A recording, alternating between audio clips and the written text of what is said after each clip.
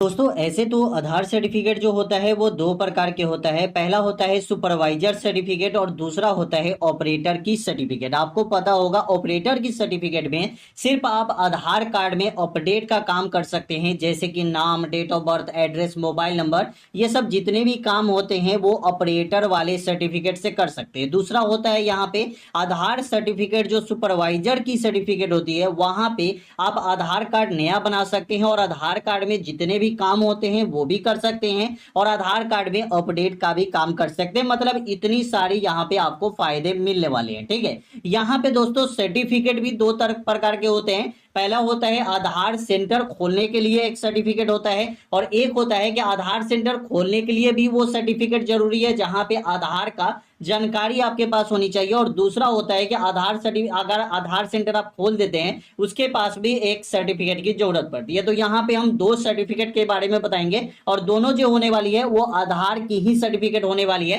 पहला यहाँ पे हम बात करने वाले हैं NSEIT के तरफ से जो सर्टिफिकेट मिलती है, जिसका सिंपल आप यहाँ पे देखेंगे NSEIT के तरफ से यहाँ पे आपका फोटो लगा होता है और यहाँ पे आप देखेंगे तो सर्टिफाइड में आपका नाम रहता है। यहाँ पे आपका नाम रहेगा और उसके बाद सक्सेसफुल पास जो रहेंगे वो रहेगा, और उसके बाद नीचे आपका लिखा रहेगा कि योर लेवल क्या है, मतलब आपका जो लेवल है वो क्या है, ऑपरेटर का लेवल है या सुपरवाइजर का लेवल है। मतलब कि आप यहाँ पे समझिए ऑपरेटर और सुपरवाइजर दोनों अलग नहीं होता है। ऑपरेटर और सुपरवाइजर एक ही होती है, लेकिन ऑपरेटर में आप अपडेट का काम कर सकते हैं और सुपरवाइजर में आप यहाँ पे नया आधार कार्ड भी बना सकते हैं और आधार कार्ड में अपडेट का भी काम कर सकते हैं। मतलब इतने सारे काम सिर्फ आप एक ही सर्टिफिकेट से कर सकते हैं और ये सर्टिफिकेट रहेगा तभी आप आधार सेवा केंद्र खोल सकते हैं। अब यहाँ पे आधार सर्टिफिकेट लेने के लिए आपको करना क्या पड़ता है कि आपको सबसे पहले आपको गूगल पे जाना है और गूगल पे जाने के बाद यहाँ पे आपको सर्च करना है आधार एग्जाम। ठीक है, जैसे ही दोस्तों आधार एग्जाम सर्च करेंगे तो फर्स्ट में ही NSEIT की तरफ से यहाँ पे वेलकम टू लॉगिन पेज का ऑप्शन आएगा, यहाँ पे आपको क्लिक कर देना है। जब दोस्तों यहाँ पे आप क्लिक करते हैं, क्लिक करने के बाद यहाँ पे आपको यूजर आईडी और पासवर्ड आपसे मांगा जाता है। तो आपके पास यूजर आईडी और पासवर्ड नहीं होता है, तो यूजर आईडी जब पासवर्ड आपके पास नहीं होगा तो यहाँ पे आपको क्रिएट नाउ का एक ऑप्शन आएगा, यहाँ पे आपको क्लिक करना है। जब दोस्तों यहाँ पे क्लिक करेंगे तो यहाँ पे अपलोड XML फाइल आपसे मांगा जा रहा है और उसके बाद यहाँ पे शेयर कोड आपसे मांगा जा रहा है। तो जो आप आधार के ऑफिशियल वेबसाइट से जाकर डाउनलोड करेंगे अपना XML फाइल, वहीं से आप यहाँ पे शेयर कोड भी डाल के यहाँ पे जो आपका एक तरह से पासवर्ड हो जाता है, जिससे कि आपका आधार का जो XML फाइल होता है वो खुल सके। ठीक है, उसके बाद यहाँ पे जैसे ये डालेंगे तो यहाँ पे आपको सबमिट का ऑप्शन आएगा, सबमिट करेंगे और उसके बाद अप्लाई करने का पूरा ऑप्शन आपको यहाँ पे आ जाएगा। अप्लाई करने में आपको यहाँ पे जो एड्रेस आपका है वो एड्रेस डाल देंगे, अपना फोटो ये सब अपलोड कर देंगे। उसके बाद यहाँ पे आपको सेंटर डिटेल्स आ जाता है, जहां पे आपको सिलेक्ट करना होता है सबसे पहले अपना स्टेट। तो जो भी आपका स्टेट है वो स्टेट आप सिलेक्ट कर लेंगे और उसके बाद होता है यहाँ पे आपका सिटी। ठीक है,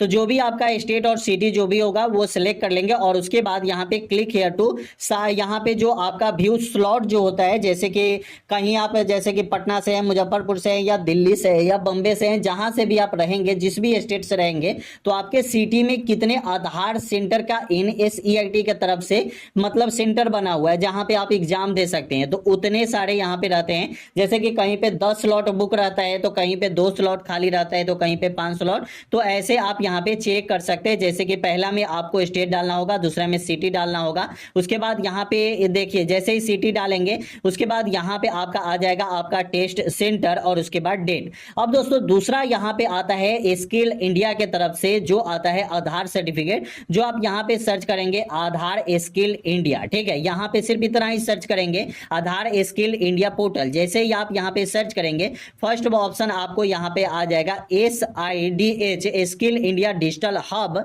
एडमिन पोर्टल। तो यहाँ पे आपको क्लिक कर देना होगा।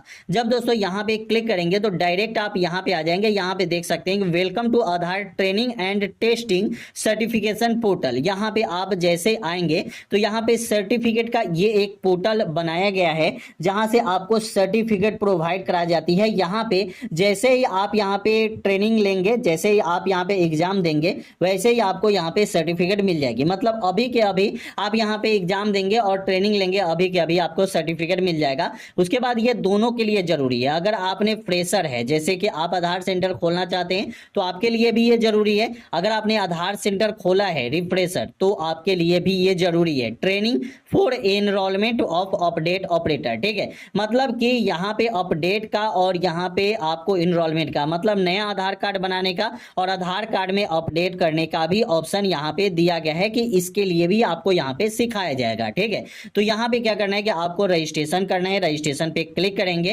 रजिस्ट्रेशन पे क्लिक करेंगे तो यहाँ पे देख सकते हैं कि आपका यहाँ पे 12th पास आउट होना अनिवार्य है। अगर आप इंटरमीडिएट पास आउट है तभी आप इस फॉर्म को भर सकते हैं, इसका रजिस्ट्रेशन कर सकते हैं, नहीं तो आप नहीं कर सकते। नहीं तो आपके पास ITI का सर्टिफिकेट होना चाहिए, नहीं तो आपके पास डिप्लोमा का सर्टिफिकेट होना चाहिए, तब जाके यहाँ पे आप अप्लाई कर सकते हैं। अगर आप यहाँ पे इंडियन पोस्ट पेमेंट बैंक की ID है, ठीक है, या आंगनवाड़ी में आप आशा वर्कर है तो 10th पास भी रहेंगे तो यहाँ पे अप्लाई कर सकते हैं। तो यहाँ पे चलिए, यहाँ पे नेक्स्ट वाले ऑप्शन पे क्लिक करते हैं। अगर आप 12th ग्रेजुएशन जो भी है तो आप यहाँ पे सेलेक्ट कीजिए। यहाँ पे देख सकते हैं UID कैंडिडेट रजिस्ट्रेशन, सिर्फ वही रजिस्ट्रेशन कर सकते हैं जो UID के सर्टिफिकेट चाहते हैं, ठीक है। तो यहाँ पे सॉल्यूशन पे क्लिक करेंगे। यहाँ पे मिस्टर एंड मिसेस सेलेक्ट करेंगे। आपका जो नाम है वो नाम आप यहाँ पे पूरा नाम दे देंगे, उसके बाद पापा का नाम दे देंगे, उसके बाद डेट ऑफ बर्थ दे देंगे, उसके बाद जेंडर आप यहाँ पे सेलेक्ट कर लेंगे, जो भी जेंडर है। उसके बाद कैटेगरी पे सिलेक्ट करेंगे, आप जनरल, OBC, SC ST जिससे भी आते हैं वो आप सिलेक्ट करेंगे। उसके बाद यहाँ पे आपको ईमेल ID अपना दे देना है। उसके बाद यहाँ पे आपको मोबाइल नंबर अपना देना है और वेरीफाई कर लेनी है, ठीक है। ईमेल ID और मोबाइल नंबर देना बहुत जरूरी है, क्योंकि जब भी आप यहाँ पे लॉग इन करेंगे तो आपका अगर पासवर्ड भूल जाते हैं तो आपके ईमेल ID और मोबाइल नंबर से ही आपका दोबारा फॉरगेट पासवर्ड कर सकते हैं, ठीक है। तो यहाँ पे दोस्तों आपको यहाँ पे अपना मोबाइल नंबर वेरीफाई करवाना होगा। उसके बाद एजुकेशन क्वालिफिकेशन जो आपकी होनी चाहिए वो होनी चाहिए मिनिमम आपका 12th। तो यहाँ पे 12th डालेंगे तो देख सकते हैं 12th में आप यहाँ पे 12th ग्रेड पास आउट है, या 12th डिप्लोमा आपने किया है, या 12th आपने ITI किया है, 12th क्लास पास आउट है, तो यहाँ पे आप इस फॉर्म को भर सकते हैं। मैंने अगर सिंपल 12th पास आउट किया है तो यहाँ पे 12th सेलेक्ट कीजिए। और उसके बाद यहाँ पे जो भी आपका डॉक्यूमेंट है, जैसे कि मार्कशीट हो गई, चाहे कोई भी 12th का डॉक्यूमेंट है, वो डॉक्यूमेंट आप यहाँ पे अपलोड कर सकते हैं, जिससे कि ये वेरीफाई हो सके कि आपने 12th पास आउट किया है। ज्यादातर मार्कशीट ही अपलोड करें, ठीक है, उससे बेटर होता है। यहाँ पे आपको रेसिडेंटल सर्टिफिकेट, आपको यहाँ पे एड्रेस डालना होगा। तो जो भी आपका रेसिडेंटल एड्रेस है, मतलब घर का जो एड्रेस है, वो आप यहाँ पे दे दीजिए।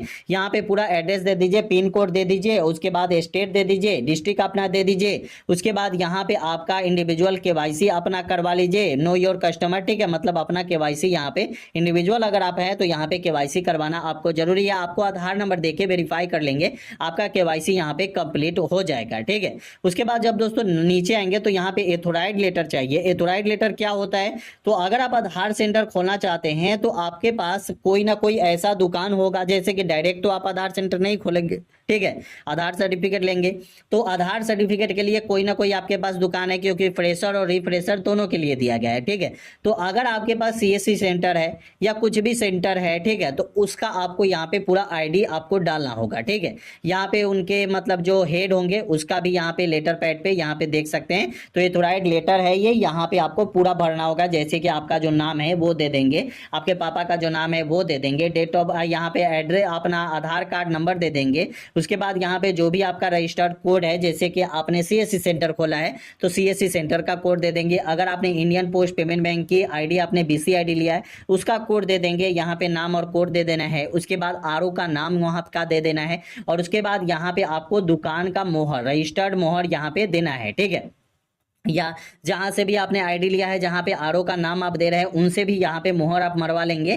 और उसके बाद यहाँ पे फोटो लगा के और सिग्नेचर कर लेंगे, क्रॉस सिग्नेचर। तो ये आपका एथोराइड लेटर हो जाता है। और उसके बाद यहाँ पे आपको अपलोड करके और यहाँ पे आई एग्री क्लिक करके सबमिट करेंगे। उसके बाद फॉर्म भरेंगे और उसके बाद यहाँ पे आधार रजिस्ट्रेशन, आप यहाँ पे सर्टिफिकेट रजिस्ट्रेशन कर सकते हैं, मतलब कि आधार का सर्टिफिकेट लेने के लिए यहाँ पे रजिस्ट्रेशन कर सकते हैं। तो ये हो गई कि आधार, अगर आप आधार का सर्टिफिकेट लेना चाहते हैं, सुपरवाइजर या ऑपरेटर की सर्टिफिकेट, तो डायरेक्ट आप यहाँ पे NSEIT के वेबसाइट पे भी जाके ले सकते हैं। और यहाँ पे एक सर्टिफिकेट मिलता है आपको स्किल इंडिया की तरफ से, यहाँ से भी आप अप्लाई कर सकते हैं। तो कैसी लगी वीडियो कमेंट में जरूर बताइएगा। वीडियो अच्छा लगा तो चैनल को सब्सक्राइब कर लीजिएगा। फिर मिलते हैं अगले वीडियो में।